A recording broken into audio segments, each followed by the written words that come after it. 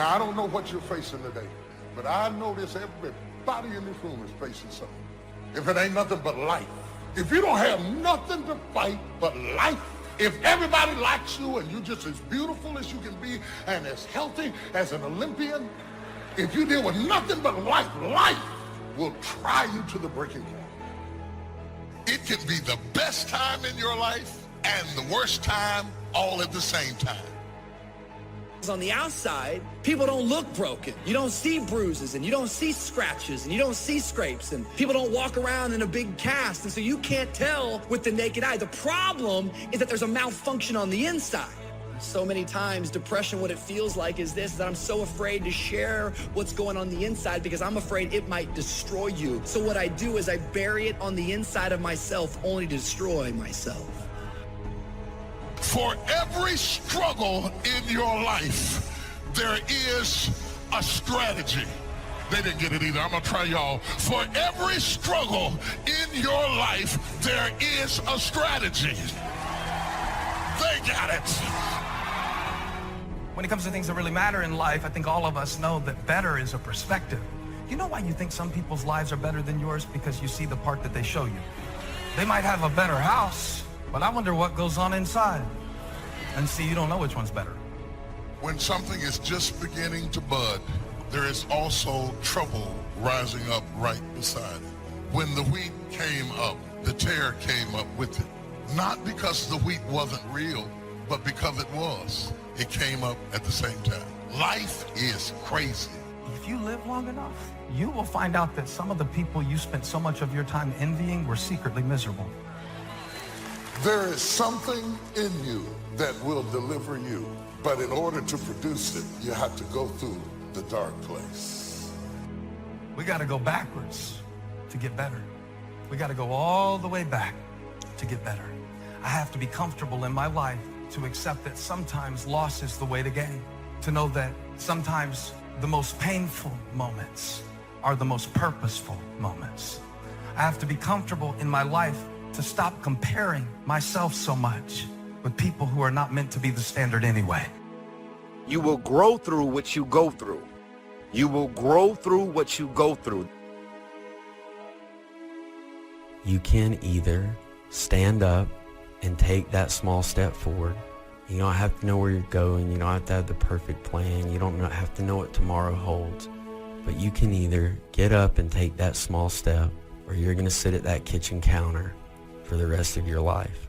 And now, years later, I pushed through those hard times and I realized, and I truly believe in now, that the smallest of steps eventually completes the grandest of journeys.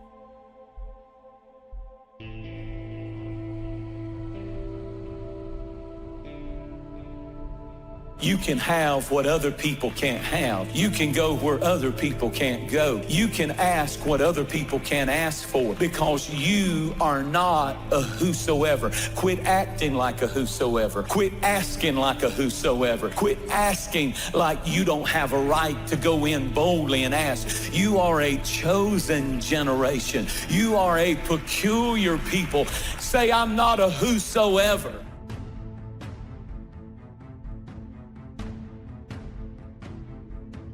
Our problems do not overshadow our purpose. Our weaknesses do not discount our work, and our deficiencies definitely do not delay our destiny. We have to learn how to work our weakness. You gotta work your weakness, because all of us to some degree have a thorn in our flesh. We all have gaps, we all have deficiencies, we've all made mistakes, we've all got these things that feel like a thorn in our flesh. If you wish to be successful, study success. If you wish to be happy, study happiness. Happiness is not an accident. It is first a study and then a practice. You would naturally assume that most people would make a careful study of them. Why they do not is yet another example of those aspects of life that fall into the category of mysteries of the mind. Remember, major keys to your better future are going to be ideas and information.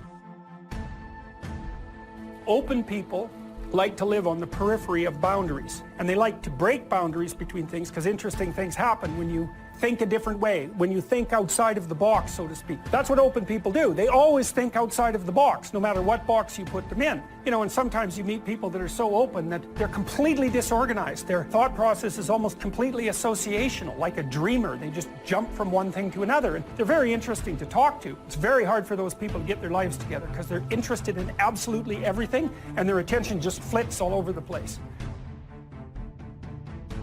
If we have any lack, it is not because we lack money or opportunity or resources. It is because we lack ideas that have taken form from information. If you search, you will find. So that is the way to discover ideas and life-changing information. Search. In order to find, you must search. You must go and engage in conversations with people of substance. You must go looking, go searching. Rarely does a good idea interrupt you. And as you make a diligent search, you will find just the ideas you need.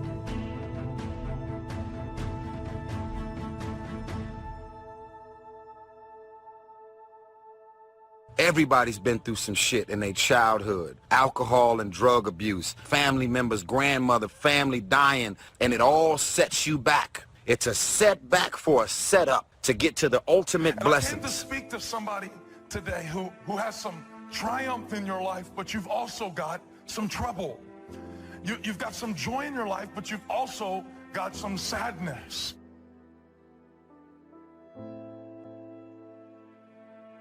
Until you have had the taste of finishing, you will not respect yourself.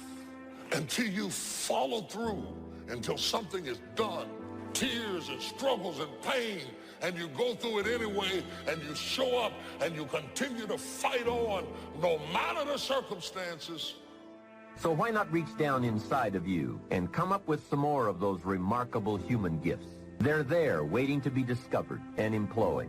And I challenge you to do that because you can change. If you don't like how it is for you, change it. If it isn't enough, change it. If it doesn't suit you, change it. And I challenge you to do all that because you can change.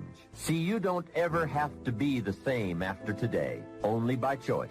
Now for the process of change, just a philosophical pronouncement won't do. It takes more than that, and it takes more than enthusiasm. You can get all excited about lifting 200 pounds until you get to the gym. Then you need a new excitement, and the new excitement is discipline. Discipline, the major step to human progress. If there is one thing to get excited about, this is it. Get excited about your ability to make yourself do the necessary things to get a desired result. That's true excitement. Really making personal changes calls for 10% inspiration and 90% perspiration. Wishing we could change is a beginning, but now wish must be translated into activity, and inspiration and affirmation must lead to discipline. We can affirm that we are going to change, but we must now form new habits and develop new disciplines for the affirmation to come true. We can look at developing ourselves spiritually, physically, and mentally. With respect to our spiritual development, this may be a major or a minor issue for you depending on your values and your goals. Come to your own decisions as to what it will take to nourish your spiritual nature. Next, let's look at physical development. The body and the mind work together and depend on each other, so they both need attention. Treat your body like a temple. So just put it in your notes. Body like temple. Not a bad suggestion. Now, in taking care of the physical, we must learn to be conscious of ourselves, but not self-conscious. We need to be aware of our physical appearance, our physical well-being, but not to the point of being self-conscious. But some people devote too much of their day to physical appearance. Physical appearance is going to have something to do with your future, your well-being, so do spend some time on physical appearance. How we appear to other people does make a difference in terms of our acceptance and our ability to function and do well in the marketplace. If you do have a pattern, realize that any pattern you have, including self-sabotage, still comes back to one thing. Human beings, no matter what we're doing, including sabotaging ourselves, we do it for a positive intent. If it clearly is a pattern where you are subconsciously sabotaging yourself, screwing things up, hey, get excited. Don't get upset. Say, hey, look, my brain is doing what it does best. Personal development, how important. Remember, the major key to your better future is you. That's a sentence with a lot of value. The major key to your better future is you. For a share of my life, I didn't understand the importance of that phrase. I used to wonder why two people could work for the same company and one make twice as much money. Wouldn't that be a puzzle? I know there are many ways to do well, but in this narrow area called compensation, what is the difference? I thought time makes some of the difference. Some people do better because they have more time. Now that's got to be dumb, right? You can't get someone else's time. There isn't any more time. Where would you find any? Hey, when the clock strikes 12 midnight, that's about it. It's over. There isn't any more time. If you insist on finding more than 24 hours a day, they will come and take you away. You see, what you become is far more important than what you get. However, it is also true that what you become directly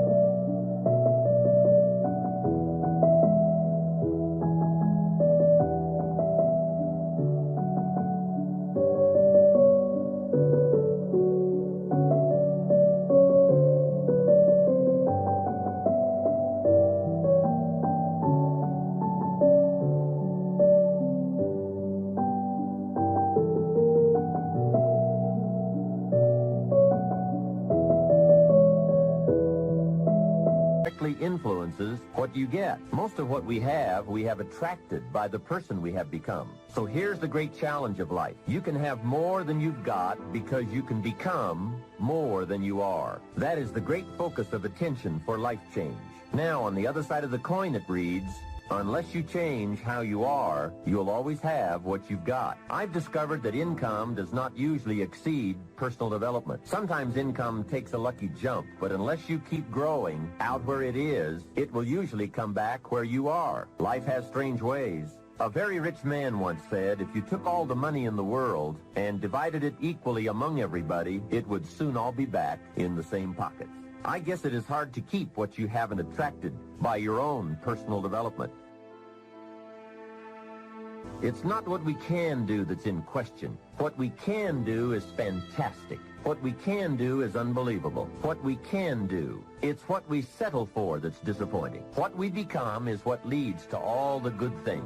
And the habits we form, habits of mind, attitude, and behavior, are a dominant part of what we are becoming. Now, I understand as well as anyone that forming new habits doesn't come easy. But new habits will come when we change, but rather by changing small pieces and parts at a time. I think that's how most of us change. We just keep nudging ourselves in the right direction, forming one or two new habits at a time, little by little, until finally we've made the turn.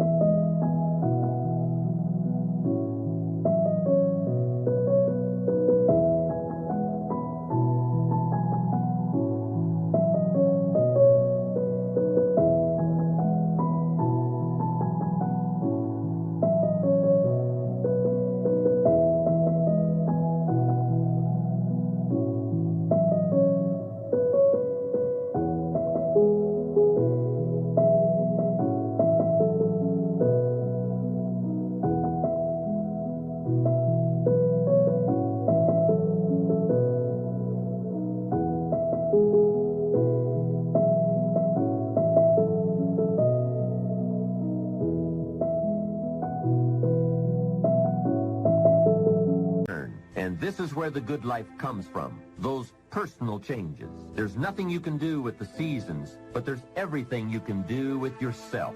Wish for your own attitudes, strength, and capabilities to change in order to handle the winters.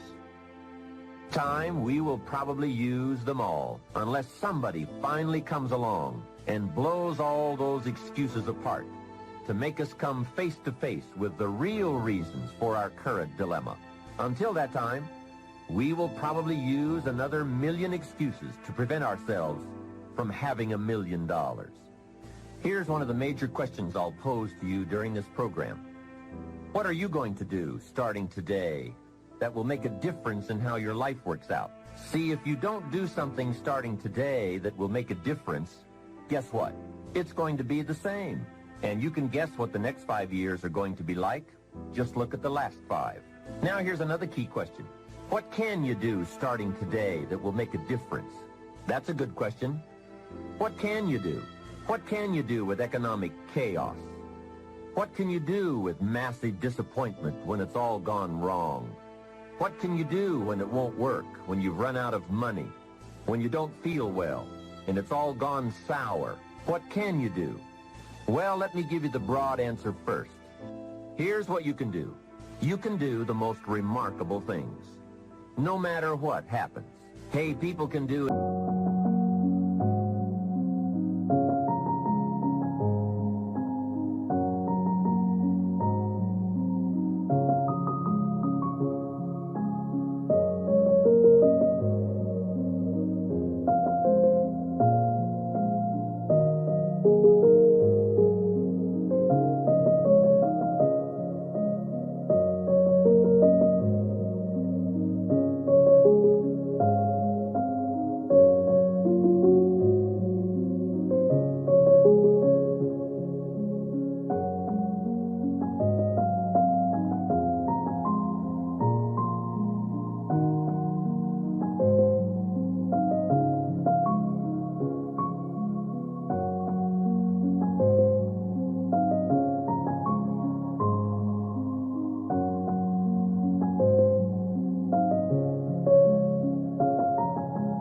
Incredible things, unbelievable things.